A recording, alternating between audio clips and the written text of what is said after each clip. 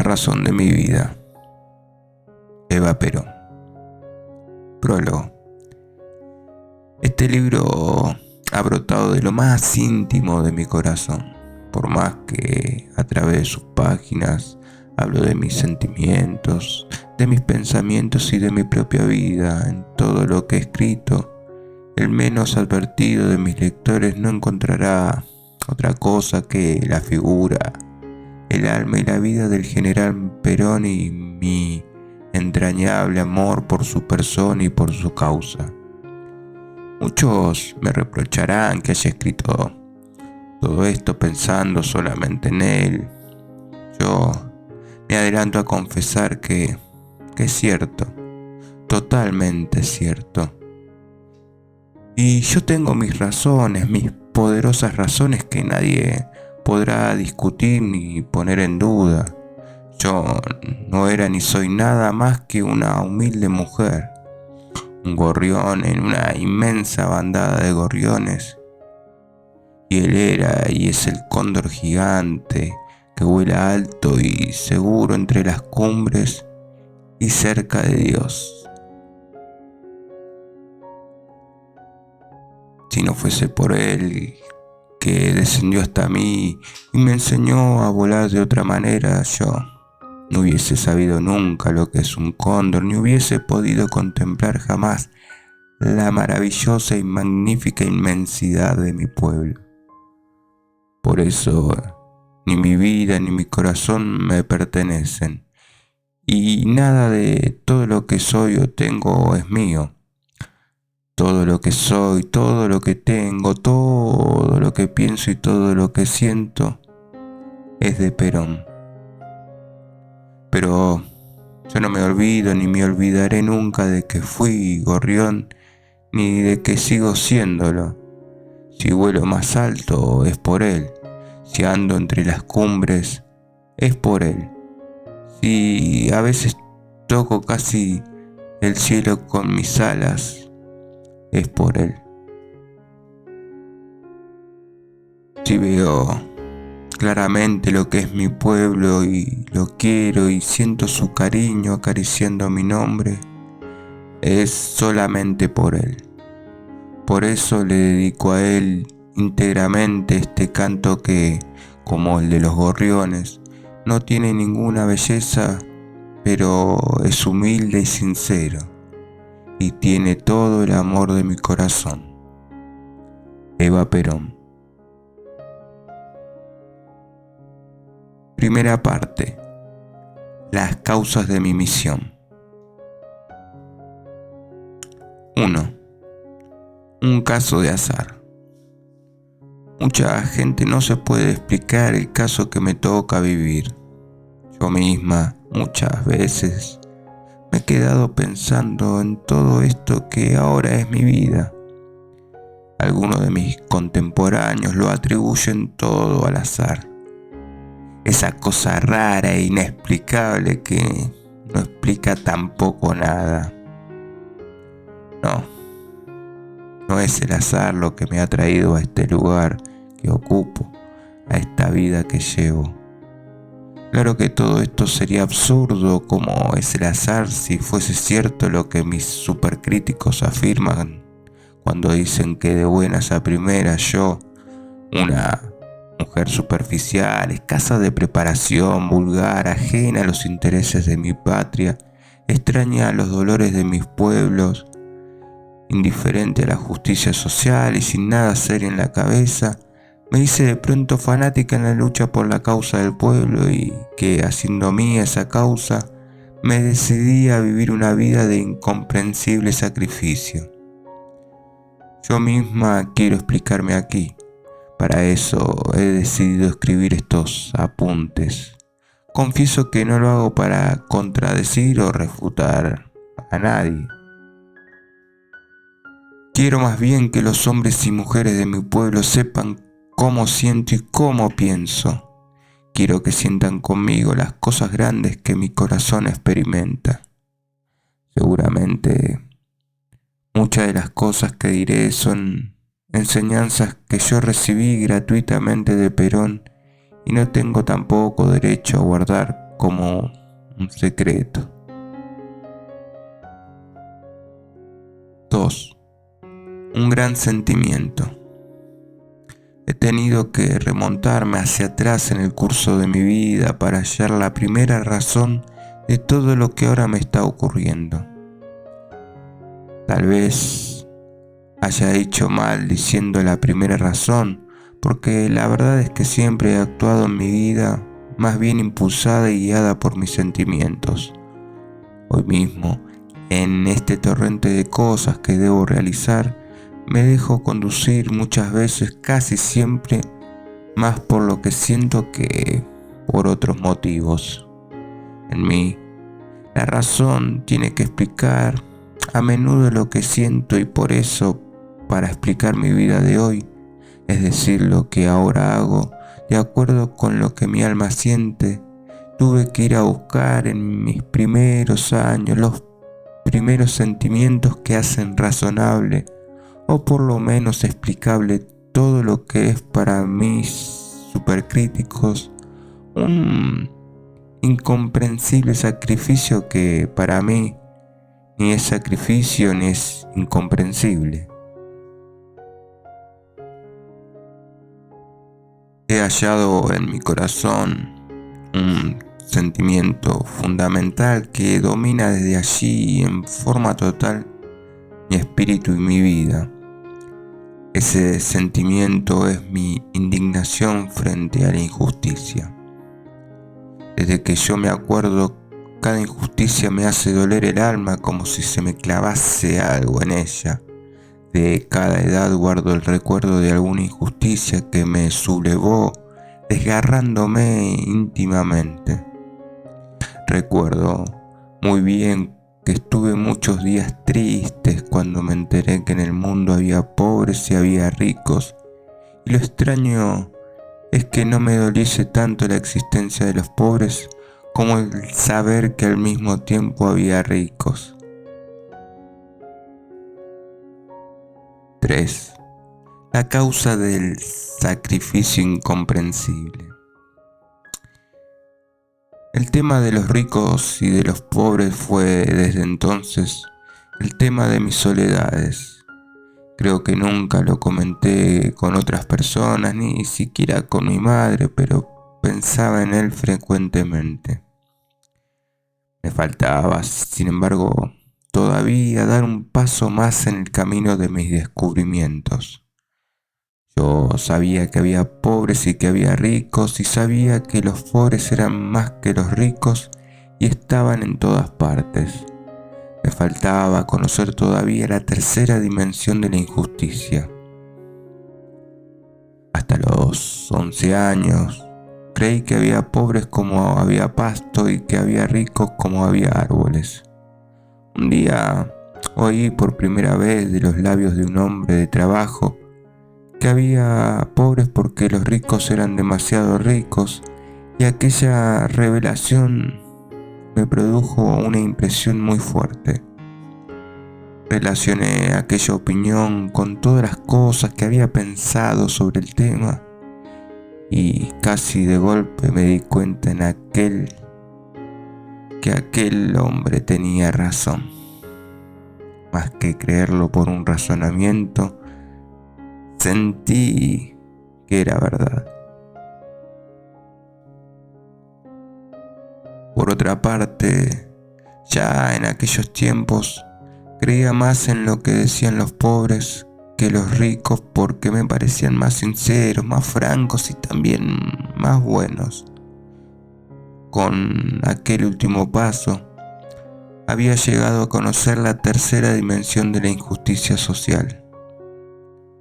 Este último paso del descubrimiento de la vida y del problema social lo da indudablemente mucha gente.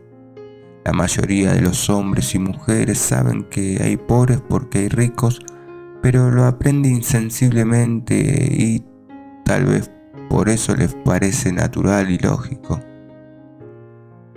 Yo reconozco que lo supe casi de golpe y que lo supe sufriendo, y declaro que nunca me pareció ni lógico ni natural.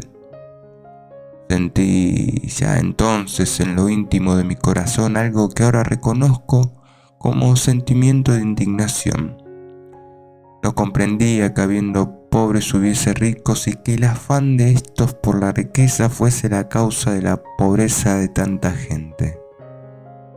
Nunca pude pensar desde entonces en esa injusticia sin indignarme, y pensar en ella me produjo siempre una rara sensación de asfixia, como si no pudiendo remediar el mal que yo veía, me faltase el aire necesario para respirar.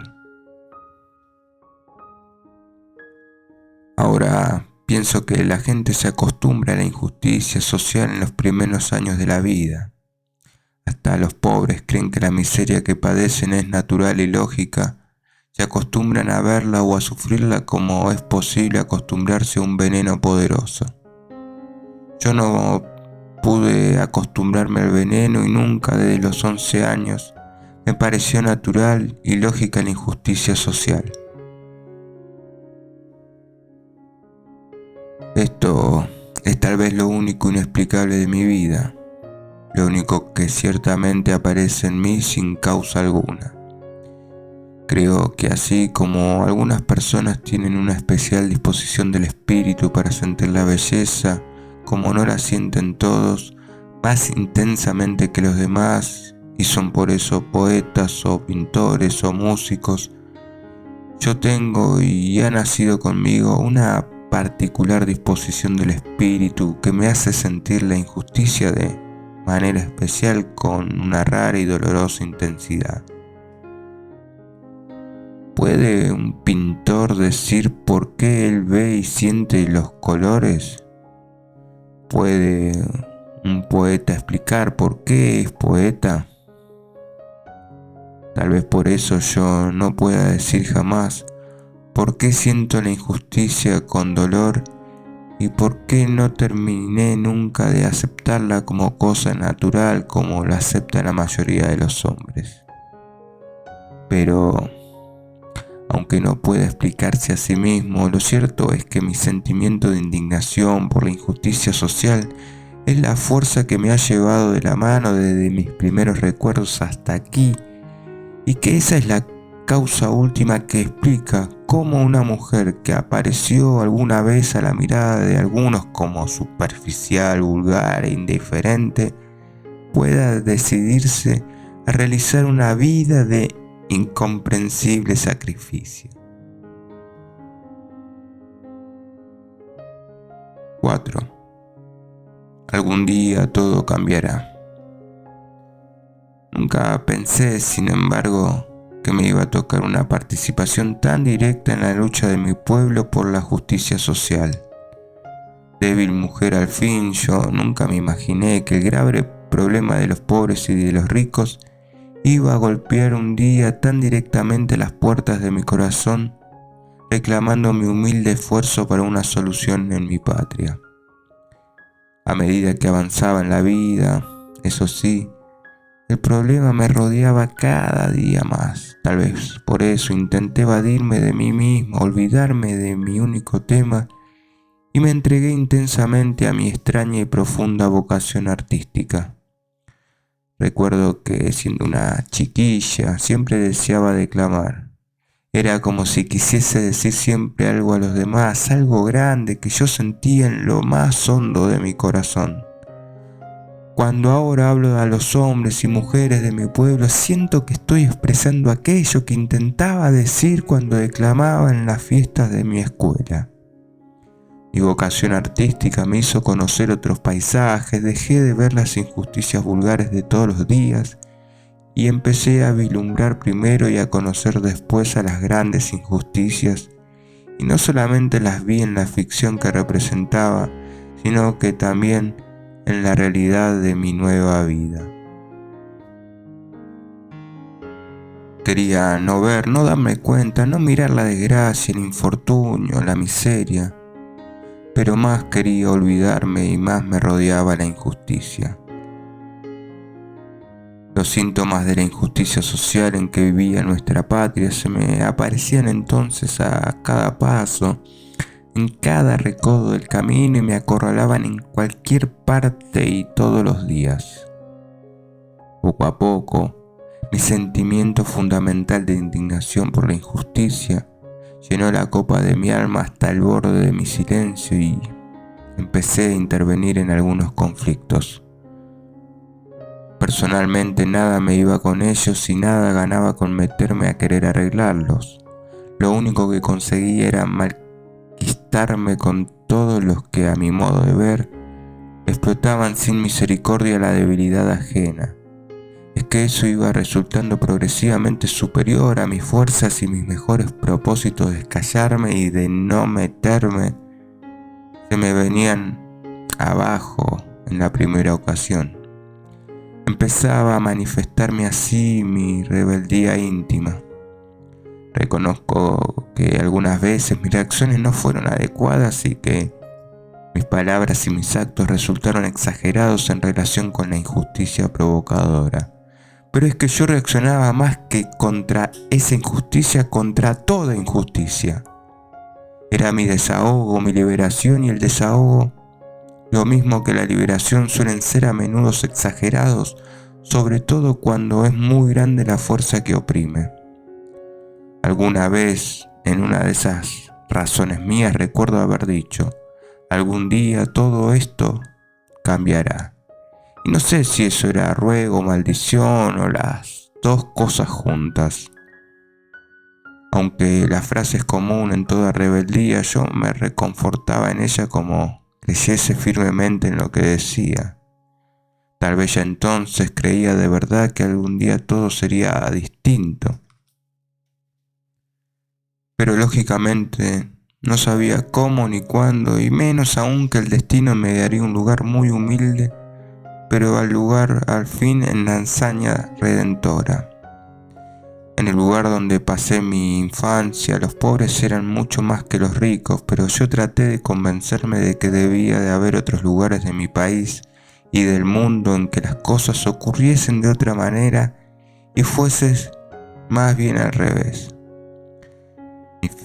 Me figuraba, por ejemplo, que las grandes ciudades eran lugares maravillosos donde no se daba otra cosa que la riqueza, y todo lo que oía yo decir a la gente confirmaba esa creencia mía. Hablaban de la gran ciudad como de un paraíso maravilloso donde todo era lindo y extraordinario, y hasta me parecía entender de lo que decían que incluso las personas eran allá más personas que las de mi pueblo. Un día, habría cumplido ya los 7 años, visité la ciudad por primera vez. Llegando a ella descubrí que no era cuanto yo había imaginado. De entrada vi sus barrios de miseria y por sus calles y sus casas supe que en la ciudad también había pobres y que había ricos. Aquella comprobación debió dolerme hondamente porque cada vez que regreso de mis viajes al interior del país, llego a la ciudad, me acuerdo de aquel primer encuentro con su grandeza y su miseria y vuelvo a experimentar la sensación de íntima tristeza que tuve entonces. Solamente una vez en mi vida he tenido una tristeza igual a la de aquella desilusión. Fue cuando supe que los Reyes Magos no pasaban de verdad con sus camellos y con sus regalos. Así mi descubrimiento de que también en la ciudad había pobres y que, por lo tanto, estaban en todas partes, en todo el mundo, me dejó una marca dolorosa en el corazón. Aquel mismo día descubrí también que los pobres eran indudablemente más que los ricos, y no solo en mi pueblo, sino en todas partes. Todos, o casi todos, tenemos en la vida un día maravilloso. Para mí, fue el día en que mi vida coincidió con la vida de Perón. 5. Me resigné a ser víctima. Un día asomé por la curiosidad que derivaba de mi inclinación a la prensa que se decía del pueblo. buscaba una compañía.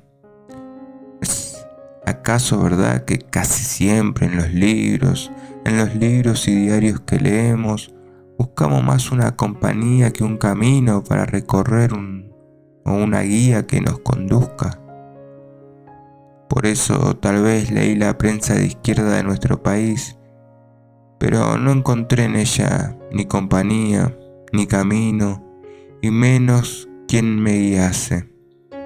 Los diarios del pueblo condenaban, es verdad, al capital y a determinados ricos con lenguaje duro y fuerte, señalando los defectos del régimen social oprobioso que aguantaba el país. Pero en los detalles y aún en el fondo de la prédica que sostenían, se veía fácilmente la influencia de ideas remotas, muy alejadas de todo lo argentino, sistemas y fórmulas ajenas de hombres extraños a nuestra tierra y a nuestros sentimientos. Se veía bien claro que lo que ellos deseaban para el pueblo argentino no vendría del mismo pueblo, y esta comprobación me puso de inmediato en guardia. Me repugnaba asimismo otra cosa que la fórmula para la solución de la injusticia social fuese un sistema igual y común para todos los países y para todos los pueblos, y yo no podía concebir que para destruir un mal tan grande fuese necesario atacar y aniquilar algo tan natural y tan grande también como es la patria. Quiero aclarar aquí que hasta no hace muchos años en este país, muchos dirigentes sindicales a sueldo consideraban que la patria y sus símbolos eran prejuicios del capitalismo, lo mismo que la religión. El cambio que después hicieron es otra razón que me hizo desconfiar de la sinceridad de estos ardientes defensores del pueblo. La lectura de la prensa que ellos difundían me llevó, eso sí, a la conclusión de que la injusticia social de mi patria solo podría ser aniquilada por una revolución, pero me resultaba imposible aceptarla como una revolución internacional venida desde afuera y creada por hombres extraños a nuestra manera de ser y de pensar. Yo solo podía concebir soluciones caseras, resolviendo problemas a la vista, soluciones simples y no complicadas, teorías económicas, en fin, soluciones patrióticas nacionales como el propio pueblo que debían de redimir. ¿Para qué, me decía yo, aumentar por otra parte la desgracia de los que padecen la injusticia, quitándoles de ese mundo que estaban acostumbrados a contemplar la visión de la patria y de la fe? Me decía que era como quitar el cielo de un paisaje, porque en vez de atacar constantemente a la patria y a la religión, ¿no trataban los dirigentes del pueblo de poner esas fuerzas morales al servicio de la causa de la redención del pueblo? Sospeché que aquella gente trabajaba más por el bienestar de los obreros, por debilitar a la nación en sus fuerzas morales. No me gustó el remedio para la enfermedad. Yo sabía poco, pero me guiaba en mi corazón y mi sentido común, y volví a mis pensamientos de antes y a mis propios pensamientos, convencida de que no tenía nada que hacer en aquella clase de luchas. Me resigné a vivir en la íntima rebeldía de mi indignación. A mi natural indignación por la injusticia social se añadió desde entonces la indignación que habían levantado en mi corazón las soluciones que proponían y la deslealtad de los presuntos conductores del pueblo que acababa de conocer. Me resigné a ser víctima. 6. Mi día maravilloso. En todas las vidas hay un momento que parece definitivo. Es el día en que una cree que ha empezado a recorrer un camino monótono, sin altibajos, sin recodos, sin paisajes nuevos. Una cree que desde ese momento en adelante toda la vida ha de hacer ya siempre las mismas cosas, ha de cumplir las mismas actividades cotidianas y que el rumbo del camino está en cierto modo tomado definitivamente. Eso, más o menos, me sucedió en aquel momento de mi vida. Dije que me había resignado a ser víctima, más aún, me había resignado a vivir una vida común, monótona, que me parecía estéril pero que consideraba inevitable, y no veía ninguna esperanza de salir de ella. Por otra parte, aquella vida mía agitada dentro de su monotonía no me daba tiempo para nada. Pero, en el fondo de mi alma, no podía resignarme a que aquello fuese definitivo. Por fin llegó mi día maravilloso. Todos o casi todos tenemos en la vida un día maravilloso. Para mí, fue el día en que mi vida coincidió con la vida de Perón. El encuentro me ha dejado en mi corazón una estampa indeleble y no puedo dejar de pintarla porque ella señala el comienzo de mi verdadera vida. Ahora sé que los hombres se clasifican en dos grupos. Uno, grande e infinitamente numeroso, es el de los que afanan por las cosas vulgares y comunes y que no se mueven sino por caminos conocidos que otros ya han recorrido. Se conforman con alcanzar un éxito. El otro grupo, pequeño, muy pequeño, es el de los hombres que conceden un valor extraordinario a todo aquello que es necesario hacer. Estos no se conforman sino con la gloria. Aspiran ya el aire del siglo siguiente que ha de cantar sus glorias y viven casi en la eternidad. Hombres para quienes un camino nuevo ejerce siempre una atracción irresistible. Para Alejandro fue el camino de Persia, para Colón el camino de las Indias, para Napoleón el que conducía el imperio del mundo, para San Martín el camino llevaba a la libertad de América. A esta clase de hombres pertenecía el hombre que yo encontré. En mi país lo que estaba por hacer era nada menos que una revolución. Cuando la cosa por hacer es una revolución, entonces el grupo de hombres capaces de recorrer ese camino hasta el fin se reduce a veces al extremo de desaparecer. Muchas revoluciones han sido iniciadas aquí y en todos los países del mundo, pero una revolución es siempre un camino nuevo cuyo recorrido es difícil y no está hecho sino para quienes sienten la atracción irresistible de las empresas arriesgadas. Por eso fracasaron y fracasan todos los días revoluciones deseadas por el pueblo y aún realizadas con su apoyo total. Cuando la Segunda Guerra Mundial aflojó un poco la influencia de los imperialismos que protegían a la oligarquía entronizada en el gobierno de nuestro país, un grupo de hombres decidió hacer la revolución que el pueblo deseaba. Aquel grupo de hombres intentaba, pues, el camino nuevo, pero después de los primeros encuentros con la dura realidad de las dificultades, la mayoría empezó a repetir lo mismo de otras revoluciones, y la revolución fue quedando poco a poco en medio de la calle, en el aire del país, en la esperanza del pueblo, como algo que todavía era necesario realizar. Sin embargo, entre los gestores de aquel movimiento, un hombre insistía en avanzar por el camino difícil. Yo lo vi aparecer desde el mirador de mi vieja inquietud interior. Era evidentemente distinto de todos los demás. Otros gritaban ¡fuego! Y mandaban avanzar. Él gritaba fuego y avanzaba él mismo, decidido y tenaz en una sola dirección sin titubear ante ningún obstáculo. En aquel momento sentí que su grito y su camino eran mi propio grito y mi propio camino. Me puse a su lado, quizás ello le llamó la atención y cuando pudo escucharme atiné a decirle con mi mejor palabra: si es, como usted dice, la causa del pueblo, su propia causa, Por muy lejos que haya que ir en el sacrificio, no dejaré de estar a su lado hasta desfallecer. Él aceptó mi ofrecimiento. Aquel fue mi día maravilloso. 7.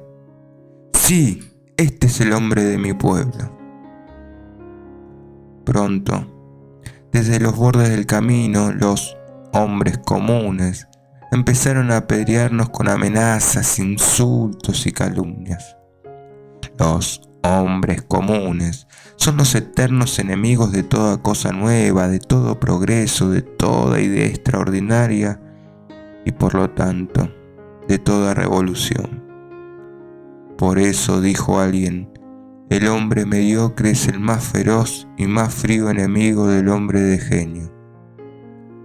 Todo lo extraordinario es para ellos locura imperdonable, fanatismo exagerado y peligroso. Yo los he visto y los veo todavía mirándome compasivos, misericordiosos, con ese aire de superioridad que los define.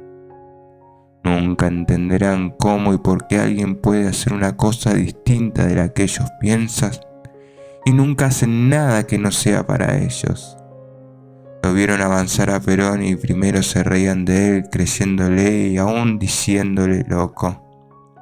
Pero cuando descubrieron que el loco incendiaba y que el incendio se propagaba por todas partes y ya le tocaba sus intereses y en sus ambiciones, entonces se alarmaron y organizándose en las sombras se juramentaron para hacerlo desaparecer. No contaron con el pueblo. Nunca se les había ocurrido pensar en el pueblo ni imaginaron que el pueblo podría alguna vez por sí mismo hacer su voluntad y decidir su destino. ¿Por qué los hombres humildes, los obreros de mi país no reaccionaron como los hombres comunes y en cambio comprendieron a Perón y creyeron en él? La explicación es una sola. Basta verlo a Perón para creer en él, en su sinceridad, en su lealtad y en su franqueza. Ellos lo vieron y creyeron. Se repitió aquí el caso de Belén hace 2000 años. Los primeros en creer fueron los humildes, no los ricos, ni los sabios, ni los poderosos. Es que ricos, sabios y poderosos deben tener el alma casi siempre cerrada por el egoísmo y la avaricia. En cambio los pobres, lo mismo que en Belén, viven y duermen al aire libre y las ventanas de sus almas sencillas están casi siempre abiertas a las cosas extraordinarias. Por eso vieron y creyeron. Vieron también como un hombre se lo jugaba todo por ellos. Yo sé bien cuántas veces él apostó todo a una sola carta por el pueblo. Felizmente ganó. De lo contrario hubiese perdido todo, incluso la vida. Yo, mientras tanto, cumplía mi promesa de estar a su lado. Sostenía la lámpara que iluminaba sus noches, enardeciéndole como pude y como supe, cubriéndole la espalda con mi amor y mi fe. Muchas veces lo vi desde un rincón en su despacho, en la querida Secretaría de Trabajo y Previsión, él escuchando a los humildes obreros de mi patria, hablando con ellos de sus problemas, dándole las soluciones que venían reclamando desde hacía muchos años. Nunca se borrarán de mi memoria aquellos cuadros iniciales de nuestra vida común. Allí lo conocí franco y cordial, sincero y humilde, generoso e incansable. Allí vislumbré la grandeza de su alma y la intrepidez de su corazón. Viéndolo, se me ensanchaba el espíritu como si todo aquello fuesen cielo y aires puros. La vieja angustia de mi corazón empezaba a deshacerse en mí como la escarcha y la nieve bajo el sol. Y me sentía infinitamente feliz. Y me decía a mí misma cada vez con más fuerza, sí, este es el hombre de mi pueblo, nadie puede compararse a él. Y cuando le veía estrechar las manos callosas y duras de los trabajadores, yo no podía dejar de pensar que en él y por él mi pueblo por primera vez daba la mano con la felicidad. La luz vino únicamente desde el pueblo.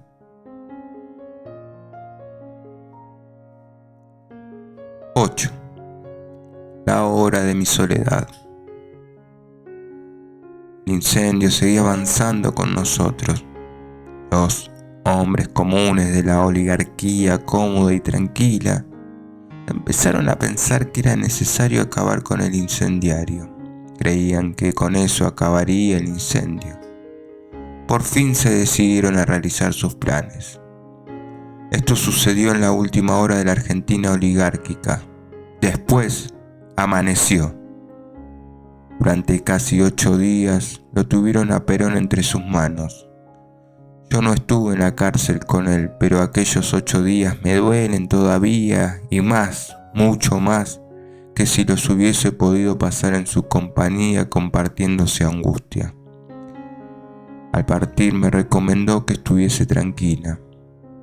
Confieso que nunca lo vi tan magnífico en su serenidad. Recuerdo que un embajador amigo vino a ofrecerle el amparo de una nación extranjera. En pocas palabras y con un gesto simple decidió quedarse en su patria para afrontarlo todo entre los suyos. Desde que Perón se fue hasta que el pueblo lo reconquistó para él y para mí, mis días fueron jornadas de dolor y de fiebre. Me largué a la calle buscando a los amigos que podían hacer todavía alguna cosa por él. Fui así de puerta en puerta. En ese penoso e incesante caminar sentí arder en mi corazón la llama de su incendio que quemaba mi absoluta pequeñez. Nunca me sentí, lo digo de verdad, tan pequeña, tan poca cosa como en aquellos 8 días memorables. Anduve por todos los barrios de la gran ciudad. Desde entonces conozco todo el muestrario de corazones que laten bajo el cielo de mi patria. A medida que iba descendiendo desde los barrios orgullosos y ricos a los pobres y humildes, las puertas se iban abriendo generosamente con más cordialidad. Arriba conocí únicamente corazones fríos, calculadores, prudentes, corazones de hombres comunes, incapaces de pensar o de hacer nada extraordinario, corazones cuyo contacto me dio náuseas, asco, vergüenza. Esto fue lo peor de mi calvario por la gran ciudad, la cobardía de los hombres que pudieron hacer algo y no lo hicieron, lavándose las manos como Pilatos. Me dolió más que los bárbaros puñetazos que me dieron cuando un grupo de cobardes me denunció gritando: ¡Esa es Evita!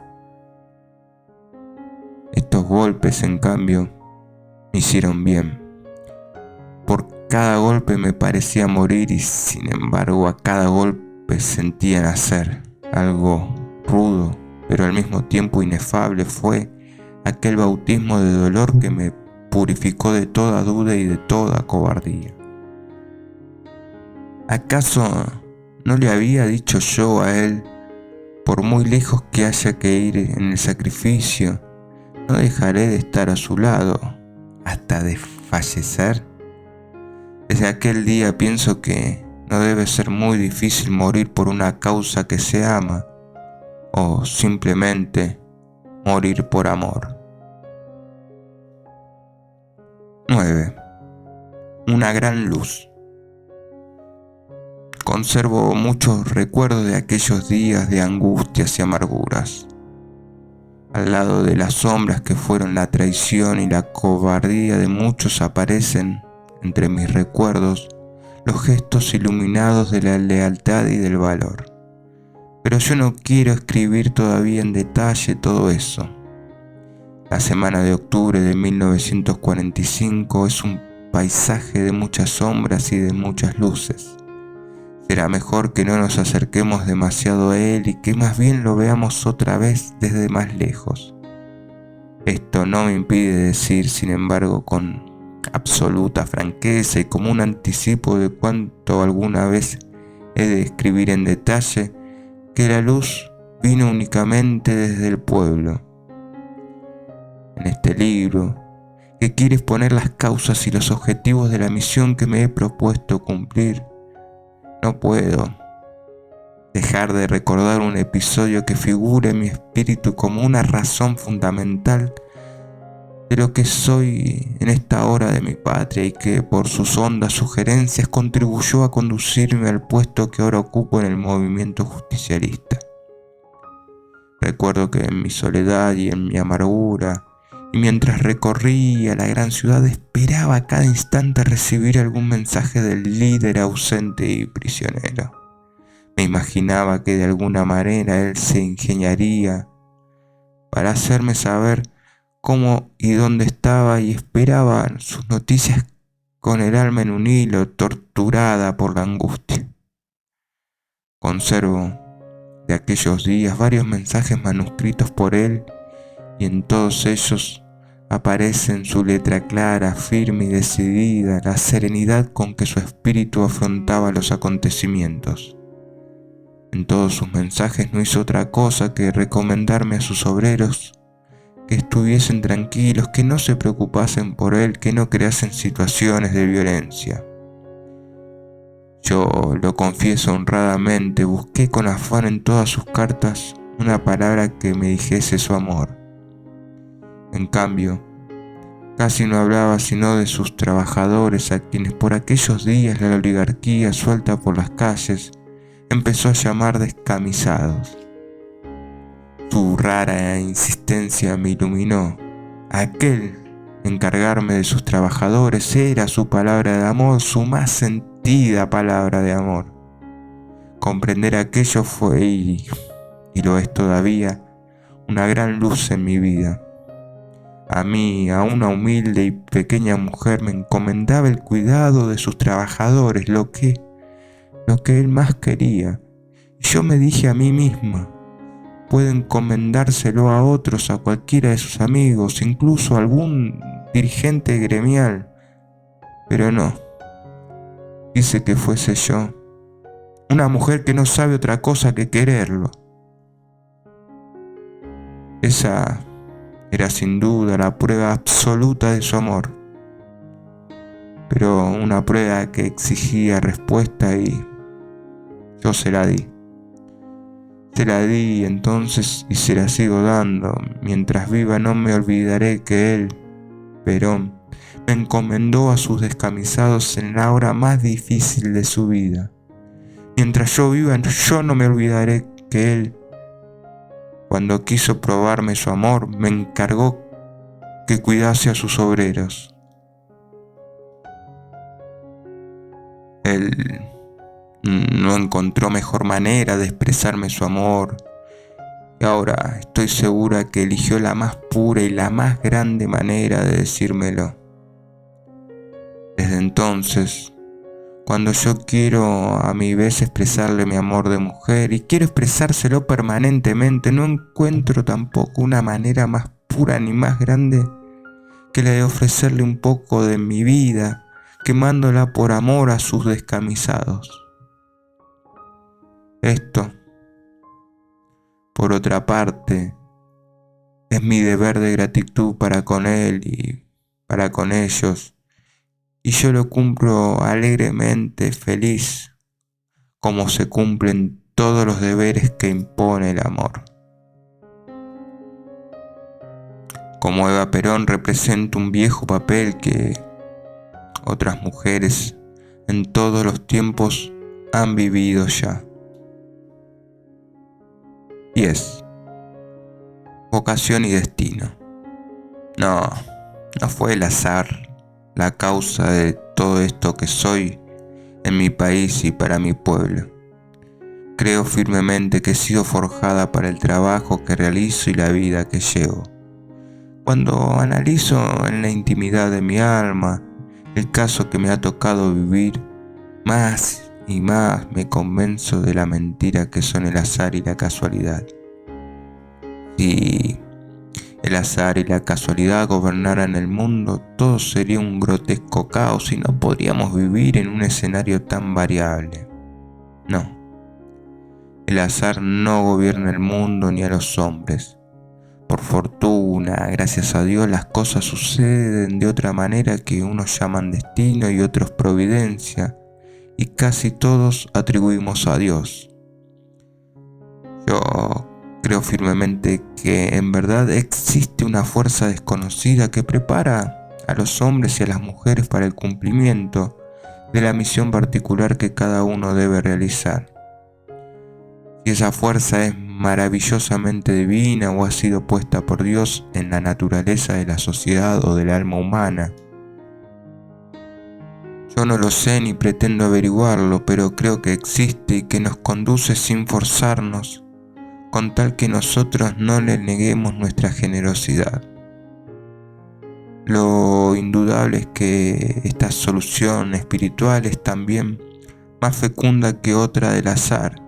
El que se cree hijo de la suerte no se siente obligado a nada, puesto que el azar no tiene personalidad ni puede tener exigencias de ninguna clase, pero el que sabe hijo de un destino de la providencia o de una fuerza desconocida, pero de un origen superior a su vida y a su naturaleza, tiene que sentirse responsable de la misión que le ha sido encomendada. Perdónenseme estas explicaciones que sin quererlo casi han venido a dar con cierto tono de filosofía que no entiendo y no deseo hacer. Sin embargo, pienso que debí decir todo cuanto he dicho en primer lugar porque así lo siento y en segundo lugar porque me parece una cosa de simple sentido común. Mi vida es una prueba de todo lo que he dicho. Si yo no hubiese llegado a ser lo que soy, toda mi vida hubiese quedado sin explicación. ¿Por qué yo he sufrido siempre ante la injusticia? ¿Por qué yo no me resigné jamás a ver pobres y ricos como una cosa natural y lógica? ¿Por qué siempre sentí indignación ante los dueños del poder y del dinero que explotaban a los humildes y a los pobres? ¿Por qué no pude librarme nunca de aquella angustia íntima que me ahogaba? ¿Por qué hasta mi día maravilloso me sentí sola, desconcertada, como si mi vida no tuviese sentido ni razón? Demasiadas preguntas hubiesen quedado sin respuesta si no hubiese encontrado a Perón en mi camino y en él la causa de mi pueblo. No es el azar lo que pone a los hombres y a las mujeres al frente de las grandes causas. Por el contrario, parece como que las grandes causas preparasen el alma de sus hombres y de sus mujeres. Esto en parte puede ser vocación, pero además hay evidentemente otra cosa cuya explicación no está en nosotros ni está librada a la suerte del azar. Por eso, yo me permito insistir todavía en este tema con 2 palabras más que quisieran ser de humilde consejo. Creo que alguien se ve de pronto llevado a un puesto de responsabilidad en la lucha por una gran causa, debe buscar en su vida y en sus recuerdos la explicación de su caso y la hallará sin duda. Así sentirá todo el peso de su responsabilidad y trabajará lealmente por la causa que sirve. Y pienso también que los que sean espectadores de un hecho tal no deben atribuirlo sin más trámite al azar. ¿No sería más sensato aceptar la presencia de algo más?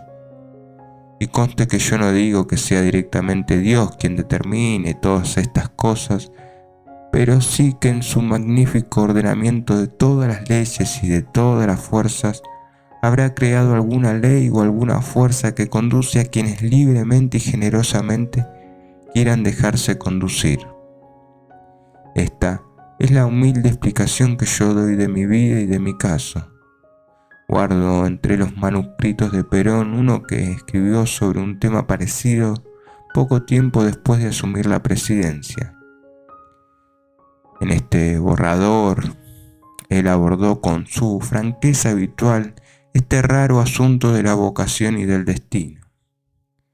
Nada me ha parecido mejor que reproducirlo tal como él lo escribió, y como allí aparece toda su alma en su sencillez y en su grandeza, o sea, en su genialidad. Yo me ahorro el grave compromiso de presentarlo, cosa que, lo confieso, sería tarea imposible para mí. Para saber cómo es el sol no basta ni su descripción ni su pintura, y nadie, si no es loco, intenta ni pintarlo ni describirlo. Para saber cómo es, hay que salir a mirarlo, y aún mirándolo no se le puede ver sin deslumbrarse. Aquí están sus palabras y su pensamiento, su alma y su corazón. Yo me limito a invitar que salgamos a verlo,